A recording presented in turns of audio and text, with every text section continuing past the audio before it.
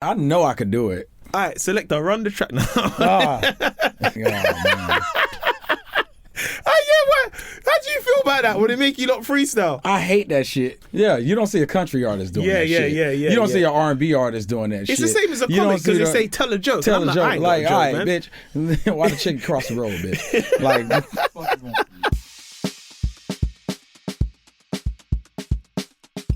First of all, thanks for coming on the pod, bruv. Oh, you're welcome, man. Thanks for coming on the pod, man. And I know you're here on tour as well. Yeah, I was on tour. Like, I just finished with Deftones. I was on tour with them and Drug Church. So shout out to Deftones and Drug Church there. How was that? Nah, they were hella cool. That was like yeah. the smoothest tour I've been on. And I've been on a lot of tours, but that was the smoothest. That was like, everybody was cool. From Deftones themselves to Drug Church, like the act before me. Man, everybody was cool. Everybody was a delight to work with. Everybody didn't step on nobody's toes. We was all like hanging with each other in the catering.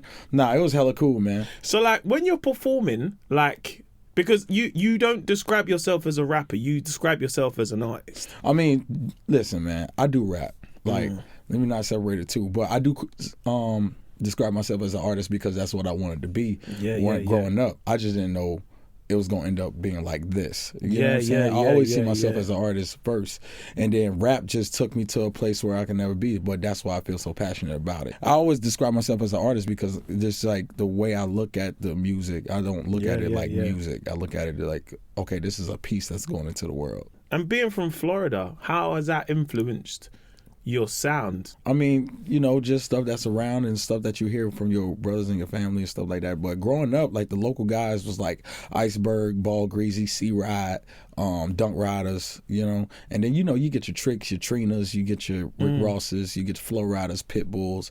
You get all of them there. Piccolo. Yeah, and then that was all around and everything. And it was like growing up in Florida, if you wasn't listening to Iceberg, you was listening to Lil Wayne. That's how it was for me, like middle school growing up, you know. You either got all the dedications or you got Strictly for the Streets coming out. And yeah, man, it was just that. And then, you know, Ross coming out with like God Forgives, I Don't, and Teflon Don, Deeper Than Rap.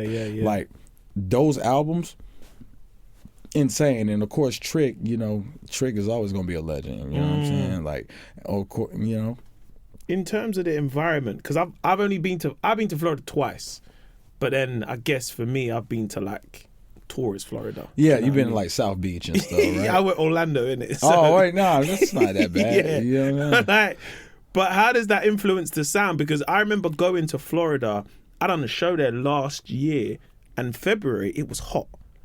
And how does that influence the sound in your surroundings when it comes to making music? But really it's like the slang and the environment that I was like grew up in and like that I was around at the time. So we getting a whole lot of sounds in Florida, you know? It's not just music, because musically, you know, dance is big in Miami. Dance is super big in Miami, you know? Latin music is super big in Miami. And then you got you know, dance hall, reggae. You know what I'm saying? Because that's what I asked. Because when I only went to Florida because there's a massive Jamaican community. Oh yeah, yeah. My mum, yeah. So that's why I went, because I was in Atlanta and there were some people that was like, yo man, you need to come Florida, man. Yeah, beer Jamaican. So I went there. Yeah, nah, for real. And I can't lie, there's probably two that came to the show. So I was like, oh, but you was in Orlando though. If you would have came to Miami, it would have been a whole different. Really? Miami, West Palm, Broward County, it would have been a whole different story because that's where a lot of them be at, you know what I'm saying? So that's why I was like, when I come out to London, I know y'all got good Jamaican food. Here, Toronto, Miami, New York, those are like the places where I know they got good Jamaican food. Everywhere else, they be on that bullshit. I don't know what it is. They was like, I remember we was in Cleveland one time, we was on tour, and it was like a shitty day, right? Bro, man, they was like, yeah, there's a Jamaican food. It was like, oh yeah, there's a Jamaican food across the street, and it's real deal good Jamaican. I'm like, lady, we in Cleveland. Fuck y'all know about Jamaican food. Y'all don't know shit about Jamaican food. Like, I'm a bit of Jamaican food snob, so I was like, I know when it's good. Like, especially when you're in LA, I get my Jamaican food made by my homegirl Jazz, because she's actually Jamaican, you feel me? She's like, she be chefing that shit up, and she be doing my meal preps and shit. So like, I'm like, I'm a bit of a snob. So they'd be like, oh, you ever go to We Jammin'? Not shitting on them, but I'm like, man, I'll probably eat some Belizean food before I eat Jamaican food in Los Angeles, bro, because I know y'all don't got no good Jamaican food, bro. Like, I already just know. I'm laughing because I've been to that. I've been there still. That's why I'm like, man, like, that's... Come on, man. Yo, I remember I was in Japan, bro. Yeah. They was saying they was having like a Jamaican party in Japan, bro. Wait, was it in Osaka or Tokyo? It was in Tokyo, bro. Like, so my homies that was in there, you know, I got black homies that live in Japan. They have Japanese, half black. So I went to go hang with them. Man, I go up. And it's like a Japanese dude just spinning nothing but dance hall, cutting it off too early, sick. cutting too early. And then it was like, yeah, they serving Jamaican food too. I'm like, yeah, what's it saying? You ever had jerkless chicken? That they try to pass it off as jerk chicken. So what was the sauce? There was no sauce. Like I was like, sauce. man, this jerkless ass chicken, boy. What did you say then? I want a mean ass. Did you say it was that? Did you do the fake like? Because some people do that. No. So my boy made his own hot sauce, and then I put it on there, and the hot sauce actually tasted like real jerk. So I was like, oh, all right, yeah. This it. You know what I'm saying? Like, this is what they needed the whole time. Yeah. So, man, I was just like, bruh, yeah, this something, nah. So, in terms of traveling, because I know you performed here at the O2 with Deftones. Yep. And I seen some of the clips and stuff, and you know they're like metal. What's it for you like as an artist when you're performing to different crowds, when you're performing around the world, but especially supporting? You know what I mean? Like artists like Deftones. Here's the thing though. Like, people associate me as being like hardcore or like rock or metal adjacent because like obviously the music that they hear, you know what I'm saying, the festivals that I get on, like for instance like Outbreak Festival, and then, you know, obviously the Rage Against the Machine cover really like took it to new heights, and everybody just felt like I was in the wrong genre. Yeah. They just be like, yo, I love when Denzel rap, but I feel like he'll blow up if he was actually in a punk band or something, you know.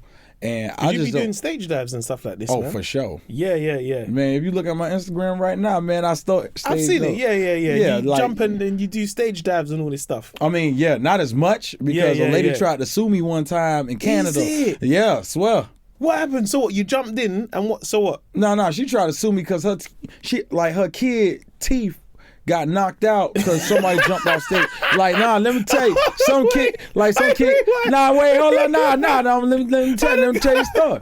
Like, so man, I'm performing. I'm on tour with Illegal Civ. It's us, Trash Talk. We going crazy, and there's a bunch of skaters that's on that tour too, right? Yeah. And then Mikey Alfred was showing a short film. So after he shows the short film, then the acts start going off. They'll do Trash Talk, and then I'll go on next, and then maybe Show Me the Body, which is another band. Shout out to Show Me the Body. We was at the show, and I told everybody stage dove during one of my songs and shit. So the lady was like, we're suing Denzel, you got to get my kid's teeth fixed because he came over with broken teeth. And then I was like, okay, let's look at the footage, because I don't remember jumping in the crowd. They looked at the footage. I didn't jump in the crowd. I was like, you can sue them. You can't sue me. Oh, right. Yeah, it was like, you can sue one of them. She instantly dropped it. It was just like, she instantly like stopped. Thank God for the footage though. Yeah, she was like, yeah, you can sue one of them because I didn't jump at all. And she was like, oh. So they tried to sue you? Tried. Listen, man, don't get me wrong, as a comic, it'll be amazing to that stage dive. It doesn't really work in comedy, don't get me wrong. No, like, how you gonna do that? You tell a joke, the punchline hit, yeah! It's just like, nah. Because it's parts of any performer where you look at one side and you say, man, that looks fun, man. But there must be a part of you, does it not feel a bit dangerous? Or are you just so, like, is the adrenaline so high? You gotta know. It's like, the shows would let you know. Do you ever look in people's eyes and you're like, I'm gonna jump? Oh yeah, they know. Yeah. Even if I did jump, they was just like, yeah. But if it got to be so turned that like they'll just let it fly. Because I see some of the videos where some people get their stuff stolen as well, like chains and stuff. I had my chains on. My chains ain't stealing nothing from me, Is man. it? I would give my chains away before I do some shit. I would. But you take I'll it give off. it, get it, yeah. Give it to somebody from the camp. See, I've always wanted to ask this, man, because artists look like there's so much in the moment of performing that I sit there and I'm like, is this just a spur of the moment thing? Is it like you tell your people, listen, I'm going to stage dive, make sure there's someone in there? Oh no, it's not prepared. The energy got to be so up that you just do it. Yeah. The energy got to be high. Yeah, so if the energy is that high and everybody's having a good time, do it.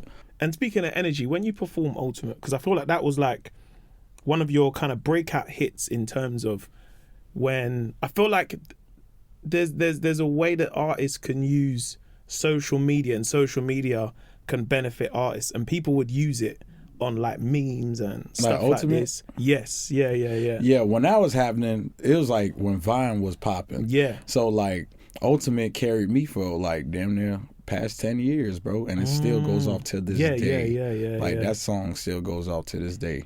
And really it was just because I made that song just for the fans, really. And like I just put it out there at like 5 a.m, and then the next day it kind of just took a life of its own. Everybody started making memes about it with their sunglasses and stuff. Started making more memes about it, and then next thing you know, it just became a thing. That was it. Then the bottle flip challenge changed everything. Then everybody was calling me the bottle flip guy, and I'm like, I'm not the bottle flip guy.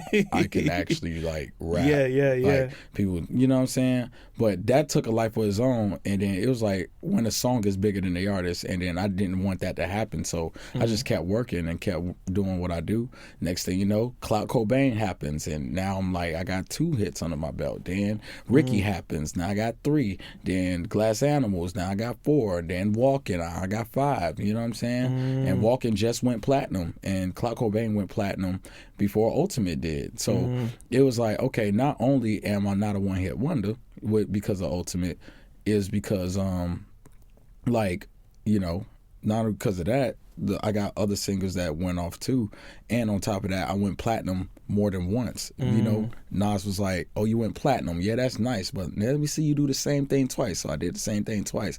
But if it wasn't for Ultimate, you know what I'm saying, and before Ultimate, if it wasn't for Threats, then Ultimate, which Ultimate really took a life of its own, I wouldn't be in this spot just talking to y'all right now. You know, I probably would, but it probably would have been longer. But Ultimate is like what really set it off, and every show just goes off to this day. Was that important for you at that time to definitely push out music and prove to people that you're like, no, like, there's more beyond what you're seeing from this track? Because it's like you're saying, if people are saying, are you a meme, or is it because some people, because you know, sometimes you can hear a track, and I feel like it happens today where you can hear a track and you're like, oh, I don't know the artist, but I know the track from a meme. Do you know what I mean? Yeah. So did that inspire you or push you even more to be like, no, I need to show you my music? Oh, for sure. Because I'm like, I gotta show people that I could actually like do this for real. And then it just so happened, a little bit of clown makeup, a black and white video, me killing myself on a song where I'm singing. That was the one that just did it. That was just like, oh, everybody was like, what? What? What? Crazy. And then that project, everybody loves that project. You know, they love Taboo. You know, they love Imperial. And ULT kind of spawned, like, because of Ultimate. Like, Ultimate set up a lot of things for me. Like, the whole ULT thing, the everything that transpired after that. Me wanting to just make hits and just do this, and, you know. That was, like, the basis. Especially when Clout Cobain hit, I was like, oh, it's hot right now. I got to keep going. And I just never stopped. Yeah. Because I always wonder that with artists, because I feel like when you look at how social media has changed so much within music, and you talk about artists and you talk about streaming and festivals, the live experience, I feel like you have a lot in terms of your arsenal where you can, you know, you have your tracks that go off. Do you know what I mean? Like, where you're like, cool, this is my, I don't know if you want to call it like if you compare it to like wrestling, this is like your finishing move. Do you know what I mean? Yeah. This is the one that the crowd, this is what they're here for. They want to see this one. They want to jump and do the mosh pits. But then you're actually like a very good live performer as a rapper as well, where you can hear the clarity in your lyrics. but then you're also able to be somewhat of a personality as well. No, because it's true. Because I feel like sometimes the persona of a rapper can sometimes, like, you, even when you come in today, you was just on vibes. Do you know what I mean? Yeah, I be chilling, bro. So I guess it's like there must be a lot in the makeup of any artist where you're like, okay, I have to think of this, I have to think of that, I need to think of this, but also have to be an artist that you're like, okay, cool, I need you to take me seriously, because there must be parts of your makeup as an artist where you're like, okay, cool, like, you know, I can do this, and this. Do you know what I mean? Like, when they see me get serious, that's when they get an album. An album is like me completely serious. So I take albums completely serious. Even if you don't get the point, I take them serious. But when I'm just chilling, I'm goofy, I'm crazy. Yeah, you know what I'm saying? I might come in here somersault, you know what I'm saying? Like, you never know what you're going to get. And I tell people, like, there's two things you don't want to see me as. You don't want to see me mad, and you don't want to see me serious. Or like, and if I'm not talking, that's a problem. Yeah. You know what I'm saying? Is that your switch off time? That's my, like, you know how people get hot when they get mad? I get cold. Yeah. It's the opposite. Yeah, you got to watch out from people like that, boy. People rise in temperature. I drop. I drop in temperature. You're the quiet one, and people go, bro, why is he quiet? Yeah. And you know what's crazy? Nothing? I talk so much, and they be like, oh, man, bro, you be like, sometimes you so annoying, or you say too much. When I don't say anything, they be like, hey, bro, you good? I'm like, I just felt like being quiet today. As an artist, like, you've been very outspoken. We've talked about, like, your personal loss of XXS Tentacion. How did that shape you as an artist? Because I feel like grief in any part of life, you know, can definitely change the trajectory of where you go. Do you know what I mean? But how did that change you? It depends. Like, for instance, like, when my brother dying, it made me want to be more socially aware about the world. Like, my brother got killed by police. So that made me more aware. When X died, it just made me understand, like, yo, I got to keep going. Like, that just made me want to keep going as a rapper, like, as an artist, you know what I'm saying? And it's just, like, give hope to where, like, you know, it's not even like a fill a void kind of thing, because I've been doing my thing, but it's just more so, like, I really got to live. Because, like, it's just, like, one to gun violence, one to police brutality. I seen both sides of the spectrum, you know what I mean?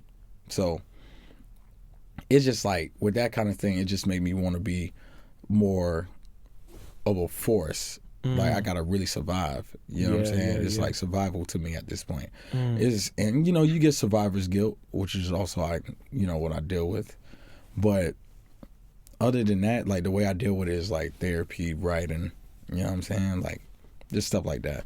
It's such a weird feeling. You know what I'm saying? Just dealing with that kind of stuff. So it's like gets very, like, touchy. So I guess music is your pure escapism, in a sense of when you're performing.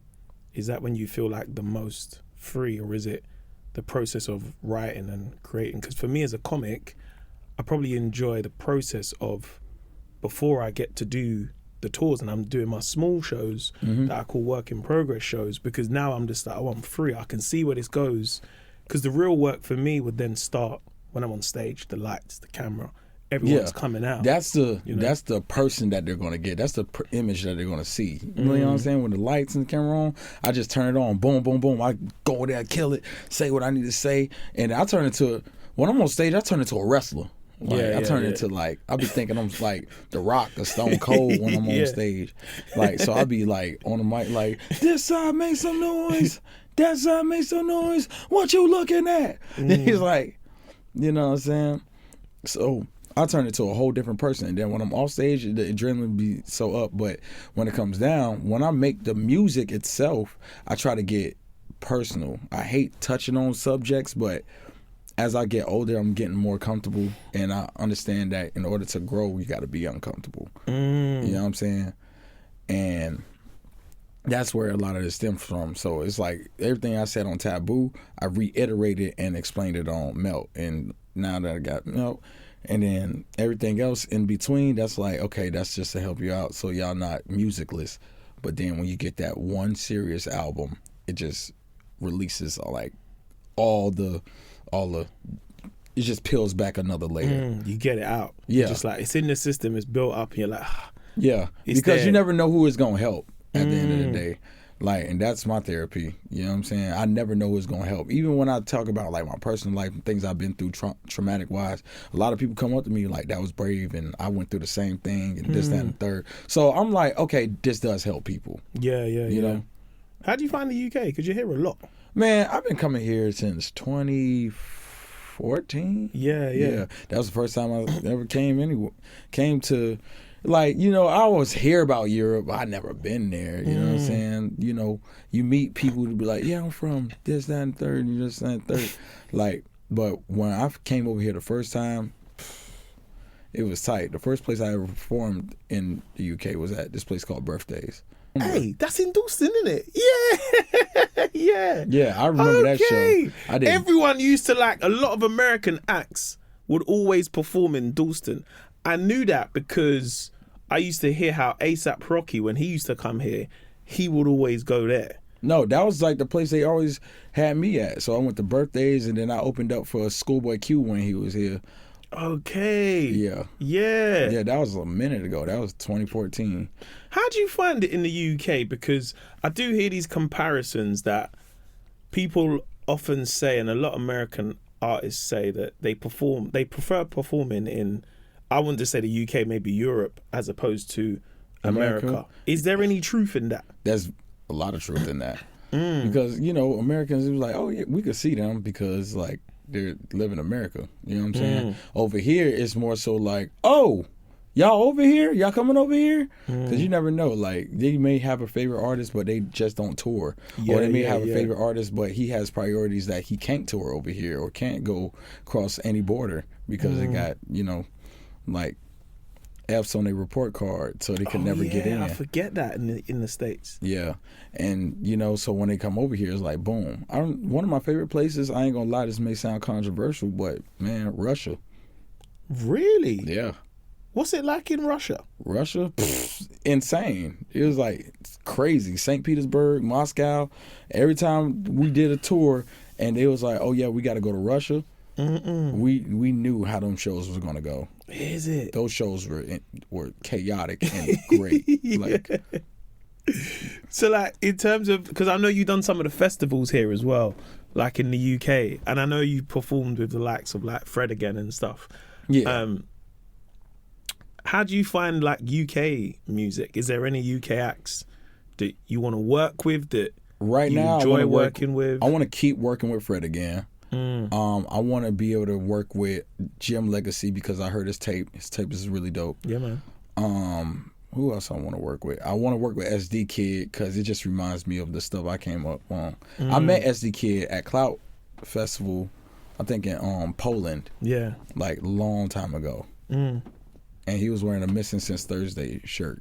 Yeah. But yeah, met him and that was like a minute ago. I can't tell you what he looked like, but yeah. It's not Timothy Chalamet, no. Nah, I can't. I don't know. It could have been. Yeah, it could have been. That he's the musician's Banksy, innit? Huh? So everyone's like everyone's like, oh yeah, like it might be Timothy. I think it was because he was wearing a mask. So I even when you met him, even when I met him, say no way, man. He didn't take it off a little bit. You didn't see a little bit of the mask. No. That you're doing a poker face, bro. Nah, he really didn't take it off. Like, dead serious, he didn't take it off. So how are you finding it as an artist now? Are you enjoying where you're at in terms of you're being able to make the music you want to make? Of course. Because, you know, there's always this talk of like streaming, and as an artist, you know, you're not making any money when you're technically putting out tracks because of the streaming numbers and stuff. But, you know. Oh, nah, I'm making bread. Oh, yeah? Yeah, for sure. Because I do a distro deal. I'm damn near independent. So what's a distro deal for anybody listening? Like, it's the distribution deal. So you work with a label, you sign with them so they could do distribution for your stuff. But a lot of that stuff comes from the team that you're with. And basically, like, I own my masters because that's where I was like, where when Ultimate blew up and then Double XL and then Imperial, all that stuff was coming out at the time. A lot of places wanted to sign me at one point. And I didn't know what I wanted until I watched this documentary on NWA's fall, like the fall of NWA and the rise of Death Row. And Suge Knight said something like, they could keep the money, I just want the masters. And I was like, why would he say that? Because I didn't know what to ask for in my deal. I just knew I wanted to create a control and nobody telling me what to do. Yeah, of course. And, you know, I remember that's what I want. And I didn't even know what it was. I was like, why would he say you want the master? And then I talked to one of my managers, and he was like, that's what you want? He was like, yeah. And I was like, yeah. And he's like, okay, cool. So we went into every meeting, asked him the same thing. He was like, okay, we want marketing dollars, he wants creative control, and he wants the masters. Those are the three. So we went to every label, and all of them was like, we could do 2 out of 3. And I was like, what's the third one they can't do? And that's when I knew where my money was, the masters. Like, that's why you you use your masters to, like, you know, you could license the music out, you could do syncs and stuff like that for movies, video games, all that stuff. And that's why I was like so like animate about like I don't care who you got on the label, I don't care who you signed in the past. If I can't have this one thing that I know I'm going to eat off of for the rest of my life, I don't want to sign nowhere. And then Loma Vista ended up showing me mad love, and we told them the same thing. At first they was hesitant, and then they just ended up saying, okay, and let us rock.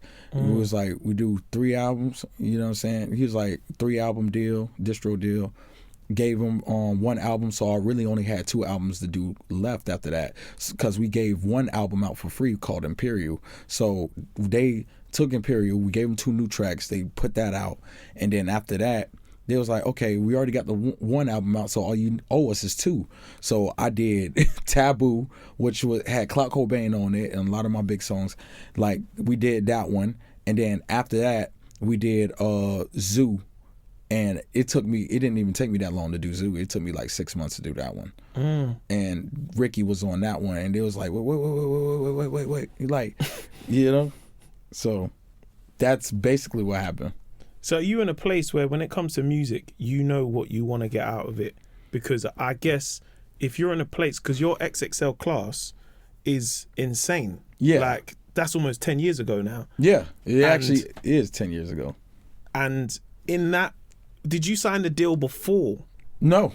So that was afterwards. I was unsigned. Oh, shit. I was unsigned when I did that. Yeah. And then I signed a deal. Like, people were coming up to me like, hey, you signed to anybody? I was like, no. So you want to sign to Atlantic Records? I was like, hell no. Yeah. I know what y'all do to people. Okay, so I guess for you at that point then, when you're signed, well, you're at that point, that XXL class is crazy because you got like 21 Savage in there, Lil Uzi Vert, Lil 21 Yachty, Savage, Lil Uzi Vert, Yachty, Kodak Black, Anderson .Paak, Lil Dicky, Dave East, G Herbo, Designer. And you wasn't signed. I was not signed. That's insane. So you then basically had the cream of the crop in terms of who you wanted to sign from.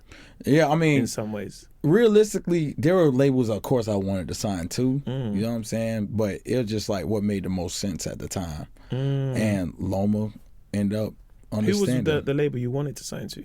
I mean, before I even knew any label or who I wanted to sign to, the one label I did want to sign to, there are 2 that I did when I was younger, when I didn't know shit about labels. There was only 2 I wanted to sign to. It was either out of Stone's Throw, that had MF Doom, Med, and all these guys. Yeah. It was either out of them or Good Music. Oh, really? Those were the 2. How come's Good Music? Like, do you see they roster that they had at the time? Yeah. Man, they had Kanye West, Pusha T, Big Sean, Kid Cudi, Big Sean, Common, Dweller, Tiana Taylor, Mr. Hudson. You know what I'm saying? They had a lot of great Tiana Taylor. Yeah. That was an amazing roster. Consequence. They had everybody at that time. Yeah. So of course I would want to sign there, especially what they was doing with with the Good Fridays and stuff, and Dark Twisted Fantasy, and like Kid Cudi's Man on the Moon album, the Finally Famous albums. That was the record label I wanted to go to. Yeah. Was that like initially some of your influences at the time, where it's like, and I know I compare it to only comedy in a sense where you're like, oh, if I do a special, I want it to come out on this platform because everyone's got there. Like Netflix for me as a comic was like, if I put out a body of work, Netflix is the place. Whereas before, generation before me as a comic would say HBO, because everyone has theirs there, because you're inspired, because you see your heroes on there. So was that the same for you, seeing people that you admire? It was like definitely like that, you know what I'm saying? And then Kanye was working close with one of my favorite rappers. He was working close with Lupe Fiasco at the time. And you know, and you get these other artists he was working close with, like Mos Def, and you just seeing like even the production, like Charlie Wilson, all that stuff, like what they was able to create together in that time. That's what I wanted to be a part of. Yeah. Know? So that's why I wanted to sign with Good Music, because it just resonated close with what I wanted to go with. Yeah. You know? Do you find that like with musicians and the music industry, that information is kind of suppressed in some ways? Because you said you had to find it from a documentary. Do you know what I mean? I mean, yeah, they don't want nobody to know, like, you could be able to do it yourself and stuff like that. But I feel like everybody could get money for real. Like the labels, if you keep the artists happy, you could get money out of them for sure. Yeah. Like, let them put their kids through college with this stuff that they doing. You know what I'm saying? So that's what I'm doing with my stuff, you know, and we just licensing and doing what we got to do. Are you kind of stepping into that big brother mode now? Because now you're 31 and you're going to get artists like that I can trace back 10 years ago from 2016 and seeing you on that XXL, you know, cover, but also part of that class that are like, oh, I grew up watching you and listening to you. So does it mean a lot for you now to kind of pass down that information of how the music industry is now? It's a hip hop community, so you got to pass down information. You know what I'm saying? And if they take it, they take it. If they don't, they don't. You know, they'll be like, man, shut your old ass up. Like, you know, but man, it's like I would be doing people a disservice if I didn't pass down information. You know, that's my whole thing. Earlier this year, you launched your new hip hop supergroup, the Scythe. Yeah. I mean, we don't get a lot of hip hop groups no more, bro. I mean, it's not even it's a super group. So I had to explain it because people would be like, "Oh, it's a new group and they're all going to stick together." Listen, it's a super group because all these guys have established careers. All of them could stand on their own 2 feet. It's not like we came up together, you know what I'm saying, from the sandbox on up and we all trying to make it together. That's a group. And then you get one star out that group. But this is a super group, which is a bunch of superstars. Like how you would see Chris Bosh, Dwayne Wade, and LeBron on the same team. You know what I'm saying? Yeah. Like they working together. So that's what I meant by saying it's a super group. It's a super group compiled of rappers and producers. The rappers are myself, Kenayata, Ferg, Tia Corinne, BK the Ruler, right? And then you got the producers. I Love It.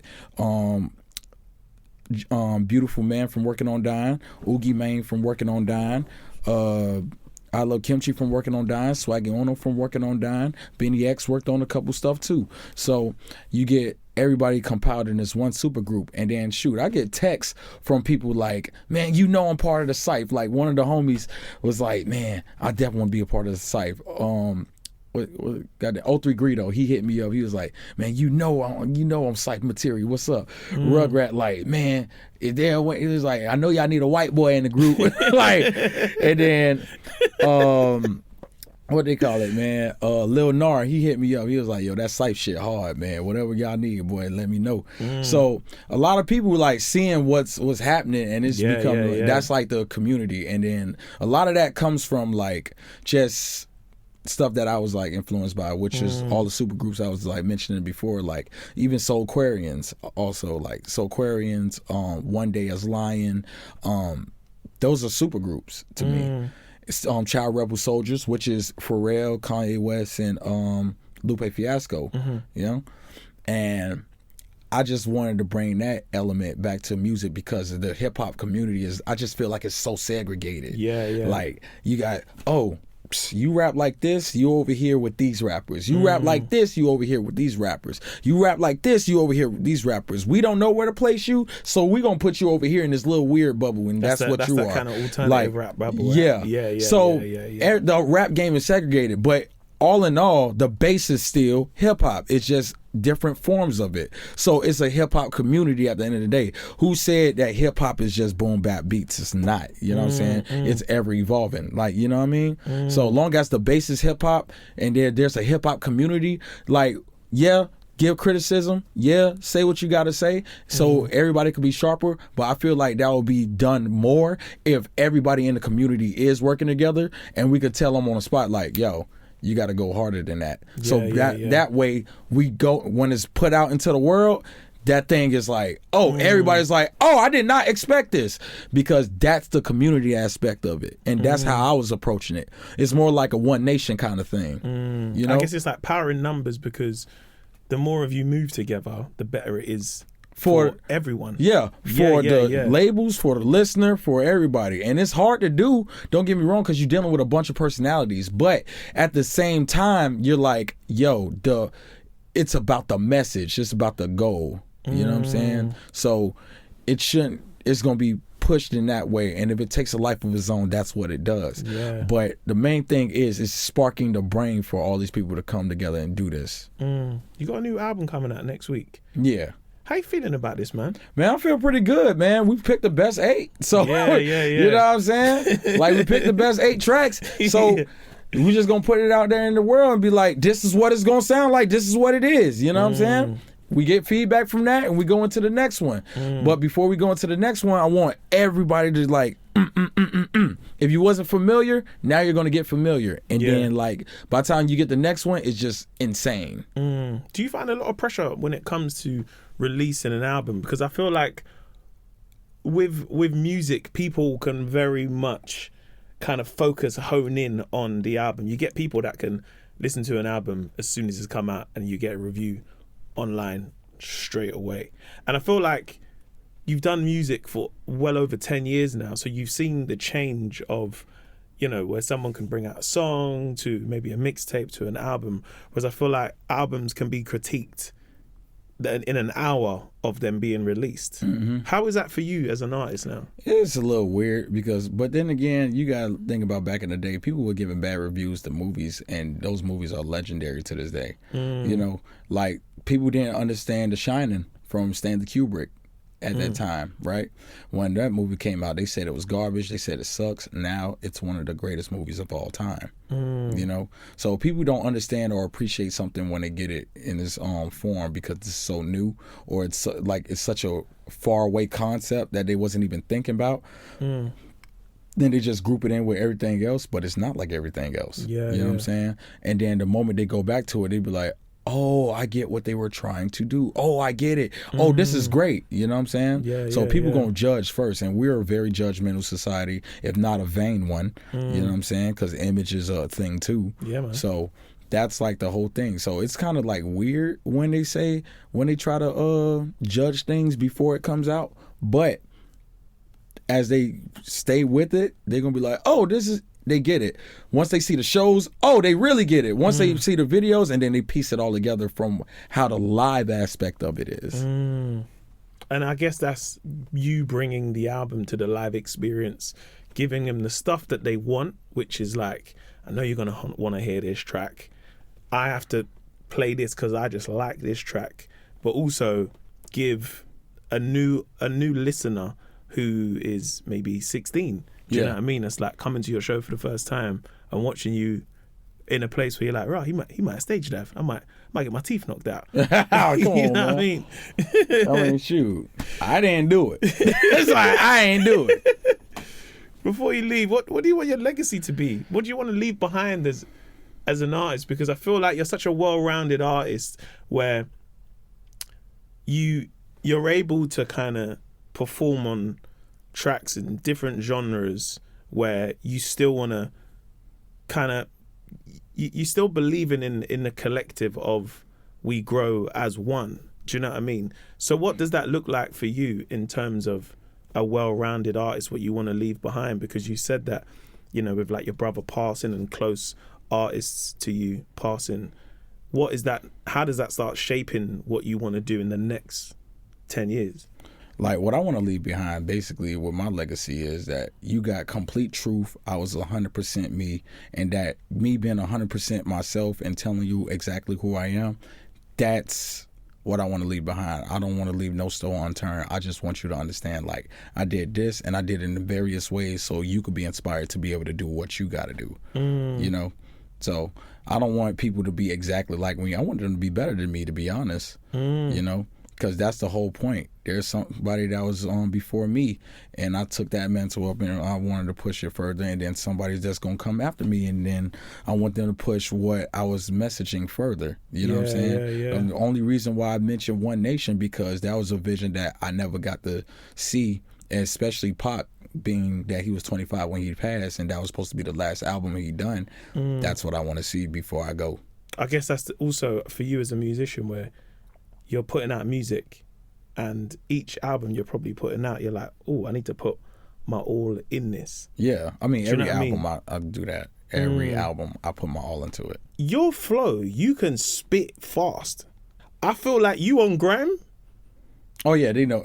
Yeah, like you on a 140 BPM, old school post X, pow type of beat. Oh man. Yeah, bruv. I mean, I know I could do it. I definitely know I could do it. Yeah. All right, selector, run the track now. Oh my selector. All right, we're gonna make you freestyle. Nah. Mofo was always. Oh man. Oh yeah, what? How do you feel about that? Would it make you not freestyle? I hate that shit. Yeah. I honestly hate when because I heard Vince Staples say that he hates like when as an artist you got to come on a show and you have to freestyle. Yeah, you don't see a country artist doing that shit. Yeah. You don't see an R&B artist doing that shit. It's the same as a comic because they say tell a joke. Tell a joke. Like, all right, man. bitch. Why the chicken cross the road, bitch? Like, what the fuck you want from me, dog? Like it's just crazy. Like every time, yo, you got some bars for us? I just gave you fucking 16 tracks.